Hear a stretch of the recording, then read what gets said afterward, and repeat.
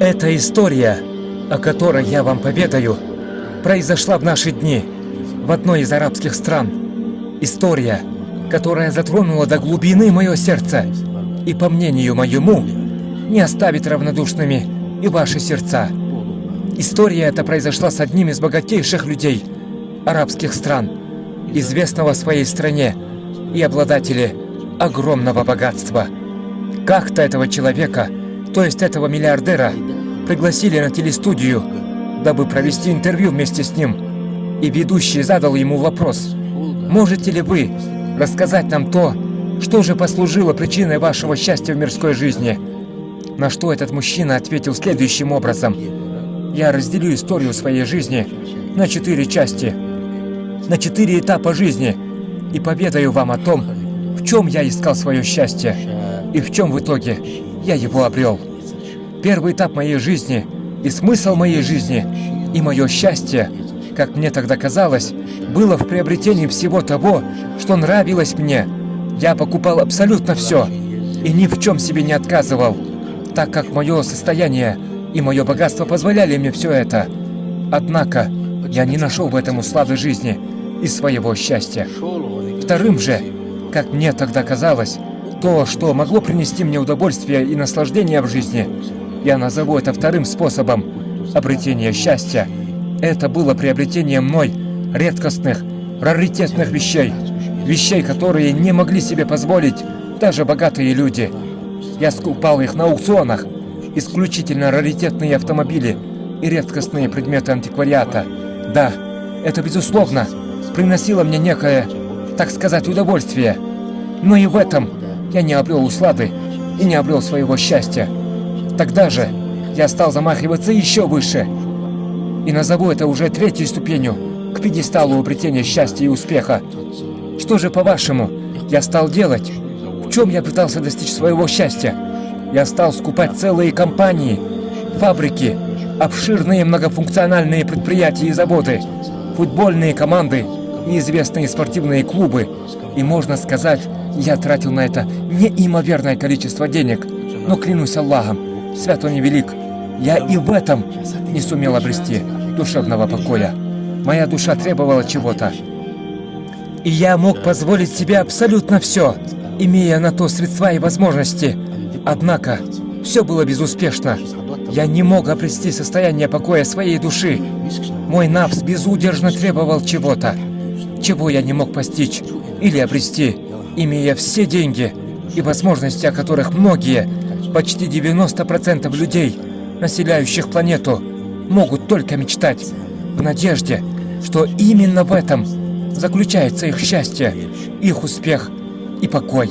И вот, когда я уже отчаялся, и ничто не могло принести мне счастья, покоя моей душе, когда я скупил и обрел почти все блага мирской жизни, так и не обретя своего счастья, я встретил давнего товарища, друга своего детства. И этот момент, именно этот период, начавшийся со встречи с ним, я назову самым главным этапом моей жизни. 4-й этап или ступень в моей жизни, посредством которого я наконец-таки по воле и милости своего Господа обрел то самое состояние покоя своей души. И я обрел абсолютное счастье, о котором даже не мог мечтать. Я встретил своего товарища, и, как я помню, он занимался благотворительностью, курировал благотворительные организации, детские дома и дома для инвалидов. И перед тем, как мы стали прощаться, мой друг сказал мне о некой акции в поддержку детей-инвалидов, которые не в состоянии ходить самостоятельно. Акция же заключалась в том, чтобы закупить для этих детей-инвалидов коляски инвалидные, в чем я с большим удовольствием принял участие и отдал ему баснословное количество денег, на что мой товарищ был очень удивлен и шокирован, однако стал заклинать меня: «Именем Аллаха, прошу тебя, приходи на вручение этих колясок. Прошу тебя, заклинаю тебя твоим Господом, прими участие в этом мероприятии, и только тогда ты поймешь воистину, что это значит принести радость, счастье, стать причиной счастья бедного человека от могущественного Аллаха. Ты должен это увидеть», — сказал он мне, — «ощутить ощутить на себе все это удовольствие, как бедный человек получает посредством тебя милость от Аллаха. Быть может, именно это осчастливит тебя. И, конечно же, я приехал на эту встречу. И по прибытию туда, моему удивлению, не было предела. Я увидел огромное количество детей, их столпотворение, их радость, счастье в их глазах. Они были настолько рады и счастливы этому всего лишь маленькому мероприятию. Они были настолько восторжены этим коляскам, хотя мы, к сожалению, не ценим даже способность самостоятельно ходить. И нет границ милостям Аллаха. И да сделает нас Аллах из числа благодарных рабов. И вы знаете, дорогие братья и сестры, говорит тот человек, я никогда не испытывал такой радости, счастья и наслаждения, подобное тому, что испытал именно в тот день при виде ликующих радостных глаз этих детишек, которые были осчастливлены лишь колясками, в то время, когда мы же не ценим столько благ и милости от Аллаха, которые получаем повседневно. Вскоре я собрался уходить, говорит он, так как было очень много дел, и немногие, быть может, знают, что у богатых, состоятельных людей времени всегда бывает подотрез, так как в большинстве эти люди заняты зарабатыванием денег и мирских благ, и все их дела бывают расписаны. Я стал уходить, как вдруг чья-то крохотная рука маленького ребенка, схватилась за меня и одернула меня. Я обернулся и увидел маленького крохотного мальчика в инвалидной коляске, который смотрел на меня пристально. И я, недоумевая причины столь пристального его взгляда ко мне, спросил его: «Мальчик, ты что-то хочешь? Скажи, что ты желаешь, и я дам тебе это». Но клянусь Аллахом, ответ этого ребенка изменил всю мою жизнь до и после. Именно он стал причиной того, кем я являюсь сегодня.